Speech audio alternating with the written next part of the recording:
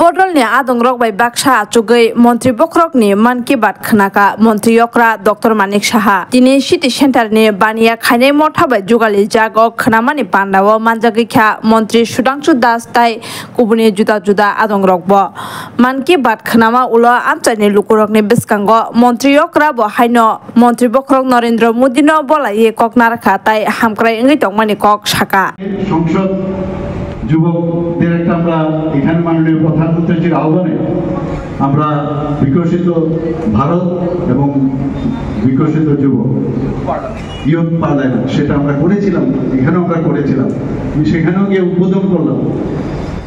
বুঝতে হবে যে আমরা কার গাইডেন্স এখন আছে, কোথায় আছে।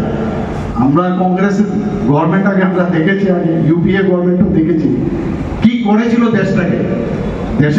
দেশই সুরক্ষিত ছিল না, হাজার হাজার বর্গ কিলোমিটার চায়না এখনো দখল করে নিয়েছে।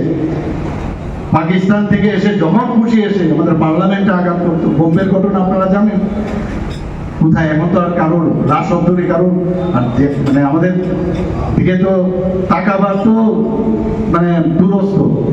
এখন ভয়ে যে আর ভারত কখনই তার ইতিহাস বলে কাউকে আক্রমণ করে না, এটা আমাদের মানে ডিএনএতে আছে।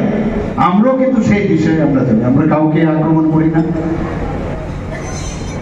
কিন্তু আক্রমণ করলে আমরা ছাড়িও না, আমরা ছাড়বো না। কারণ মাননীয় প্রধানমন্ত্রী দেখিয়ে দিয়েছেন যখন এয়ার স্ট্রাইক করলো বা সার্জিক্যাল স্ট্রাইক করলো তখন বুঝিয়ে দিয়েছে যে আমরা কাউকে ছাড়বো না।